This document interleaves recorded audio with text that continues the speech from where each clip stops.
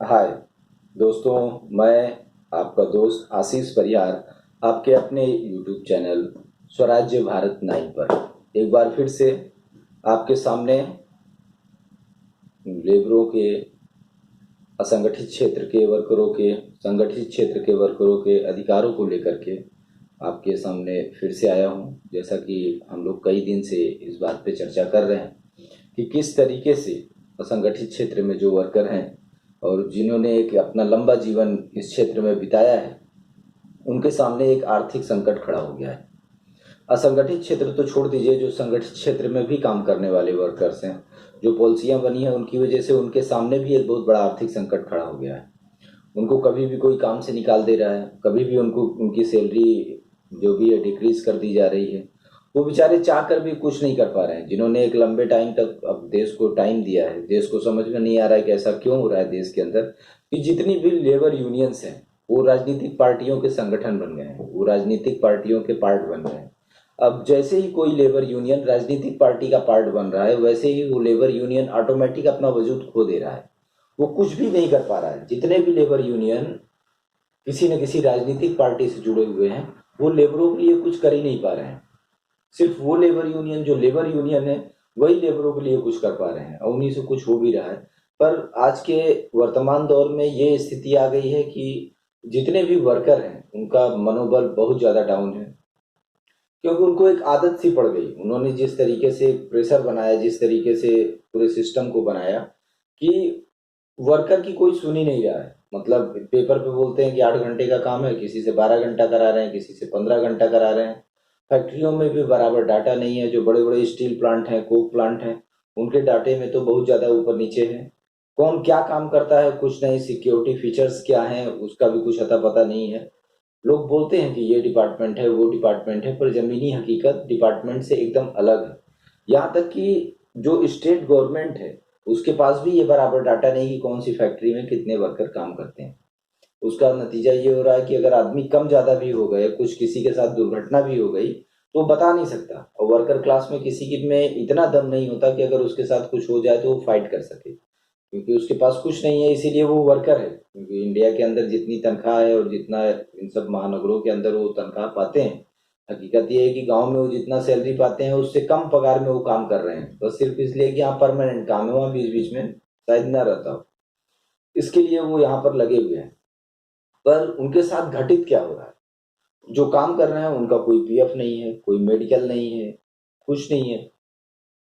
काम करते करते अगर वो विकलांग हो गए, कुछ उनके साथ ट्रेजेडी हो गया, कुछ हो गया, तो उसके लिए भी कोई पेंशन प्लान नहीं है कि आगे का जीवन वो कैसे काटेंगे, जबकि वो सारे टैक्स पे कर रहे हैं। जब वो टैक्स पे कर रहे हैं तो न्यूज के इस शोर में, न्यूज के इस हंगामे में, आज किसी को जुकाम हो जा रहा है तो सारे चैनल्स पे डिबेट होने लग रही है कि जुकाम हो गया, जुकाम हो गया। किसी को बुखार हो गया तो उसका चैनल पे डिबेट होने लग रहा है, किसी को छींक आ गया तो उसका डिबेट होने लग रहा है। पर मुझे समझ में नहीं आ रहा है कि जी वो प्रॉब्लम जो देश के 70% लोगों को है, वो बात मार्केट में कोई कर क्यों नहीं रहा है? और जिनके साथ प्रॉब्लम हो रहा है वो भी नहीं कर रहे हैं। पहले वो डिसेंट बनने के चक्कर में नहीं कर रहे थे, अब वो करने की स्थिति में नहीं रह गए। क्योंकि लोगों की कंडीशन ऐसी हो गई कि उनके ऊपर होम लोन है। सबसे बड़ा तो होम लोन का फैशन है, जिसने लोगों के पावर को वजूद से मिटा दिया। उन्होंने 20 साल का होम लोन ले लिया। होम लोन के दबाव में ऐसे हैं कि अगर एक भी दिन रुक गए घर पे तो उनका लगता है कि सांस अटक जाएगा, ऊपर नीचे हो जाएगा। तो कुछ भी हो जाए उनको, पापा का इलाज भले ना कराएं, मम्मी की सेवा करें या ना करें, मम्मी बिना खाए रह जाए चलेगा, पर उनको होम लोन भरने के लिए एक दिन का तनख्वाह नहीं कट कराना है, क्योंकि कट टू कट लेके बैठे हुए हैं। और कोरोना की कृपा से सैलरी जो कम हो गई तो पूरा सैलरी ही उसी के लिए, तो अपना तो खर्चा जैसे तैसे चल रहा है। मतलब ऐसा कंडीशन हो गया है कि बच्चे बिना खाए कुपोषित हो जाए चलेगा, पर बैंक का इंटरेस्ट भरना ही भरना है उनको, नहीं तो वजूद ही नहीं रहेगा, सर पे छत ही नहीं रह जाएगा। आखिर ऐसा क्यों हो रहा है उस देश में जिसको उनके पूर्वजों ने बनाया, उस देश में जिसके वो अस्थायी रूप से निवासी हैं, जिस देश का वजूद उनसे और उनका वजूद उस देश से, उसी देश में उनको इस तरीके की दिक्कत क्यों हो रही है? आखिरकार ये कोई नहीं समझ पा रहा और ये बहुत ही गंभीर विषय है। तो प्लीज जितने भी वर्कर्स हैं वो इस पे ध्यान दें। वर्कर्स के अलावा जनप्रतिनिधि इस बात को सदन में उठाएं।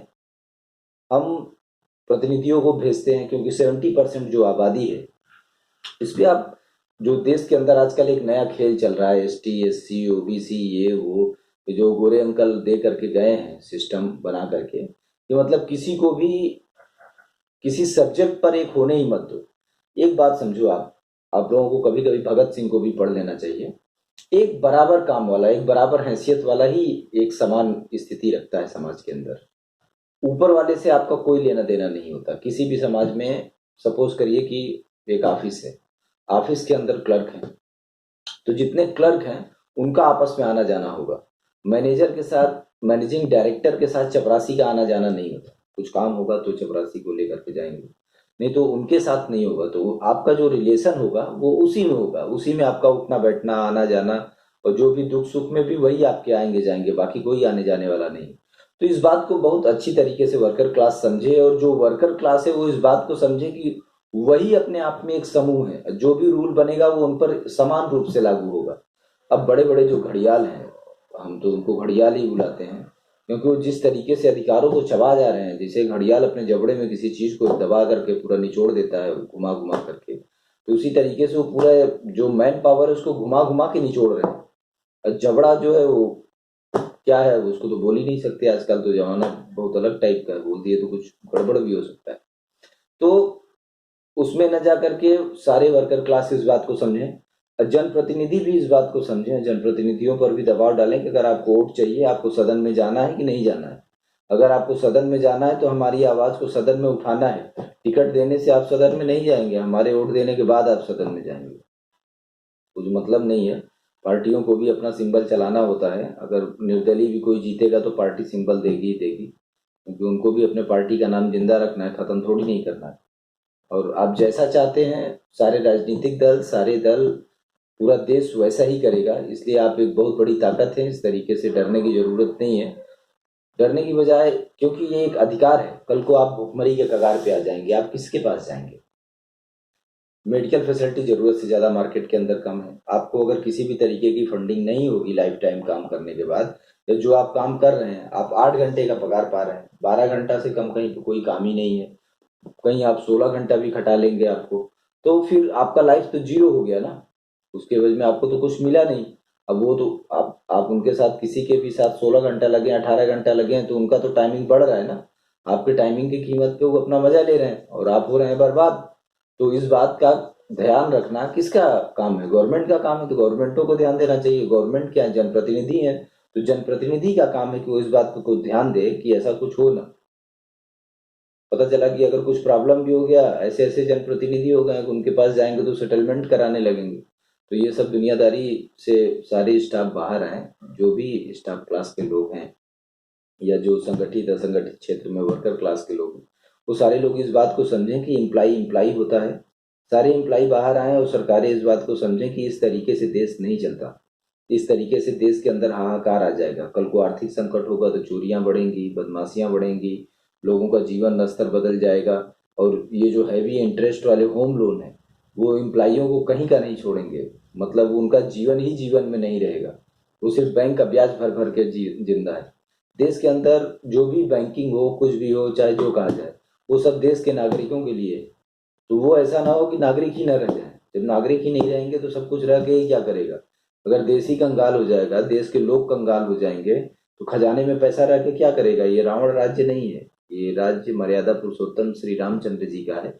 और ये उनकी थियरी है कि पैसा हमेशा लोगों के पास रहना चाहिए, राज्य में नहीं रहना चाहिए। मर्यादा पुरुषोत्तम ऐसा मानते थे। उनका ये कहना था कि कोष, राजकोष में सिर्फ उतना ही रहना चाहिए जितने की उसको जरूरत है, और एक मिनिमम बैकअप रहना चाहिए। उससे ज्यादा धन राजकोष में नहीं होना चाहिए। धन हमेशा लोगों के पास होना चाहिए, और लोग खुद ही संकट के समय सरकार को ऐसा धन दें या चंदा दें या किसी भी माध्यम से दें। इस तरीके का देश के अंदर माहौल रखना चाहिए।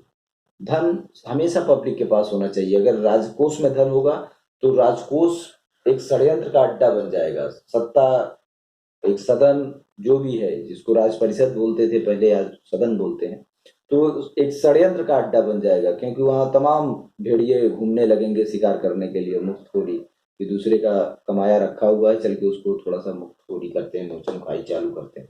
जैसा कि एग्जाम्पल आजकल आप लोगों को मिल भी जाएगा। तो सारे जितने भी एम्प्लॉय वर्ग हैं इस बात पे ध्यान दें, और ये बात क्लियर रखें कि जितने घंटे वर्किंग है उतने ही घंटे काम करना है। यूनियन प्लीज इस बात पे ध्यान दें, नहीं तो कल को ये लोग बर्बाद हो जाएंगे तो यूनियन का भी वजूद मिट जाएगा, वो यूनियन के लीडर भी नहीं रहेंगे, पार्टियां रह जाएंगी, यूनियन खत्म हो जाएंगे। तो प्लीज इस बात को ध्यान दें क्योंकि ये बहुत बड़ा प्रॉब्लम है। आज लोग आर्थिक संकट से जूझ रहे हैं, प्राइवेट स्कूलों के कारण वर्कर परेशान हैं, जो हॉस्पिटल नहीं है उसके कारण वर्कर परेशान है, जो ट्रांसपोर्ट है ट्रांसपोर्ट की कमी जरूरत से ज़्यादा है, पब्लिक ट्रांसपोर्ट की बजाय वो प्राइवेट ट्रांसपोर्ट यूज़ कर रहे हैं जिसमें उनका एक बहुत बड़ा रकम जा रहा है। होम लोन के नाम पर उनसे 10-10, 8%, 7% और 10% ऐसे करके इंटरेस्ट जा रहा है, इसमें उनकी पूरी की पूरी बर्बादी चली जा रही है। कोई 20 लाख लोन ले रहा है, 40 लाख भर रहा है, मतलब क्या है जिंदगी में पता ही नहीं। जब 20 लाख का 40 लाख भरेगा तो उसके पास बचेगा ही क्या बुढ़ापे, कुछ नहीं बचेगा। स्कूल का फीस भरने के बाद उसकी और हालत खराब हो जाएगी, फिर तो कहीं का नहीं रहा, तो जीवन ही नहीं बचा। तो ऐसा लग रहा है कि पूरा का पूरा जो श्रमिक वर्ग है या जो काम करने वाला है, मैन पावर है, वो किसी आर्थिक माफिया की चपेट में आ गया है। कोई ऐसा आर्थिक माफिया जन्म ले लिया है जो सिस्टम में घुस करके पूरे के पूरे सारे के सारे नागरिकों को कंट्रोल कर ले रहा है, मतलब एक एक करने के बजाय सीधा शिकार कर रहा है। तो इस पे सोचने की जरूरत है।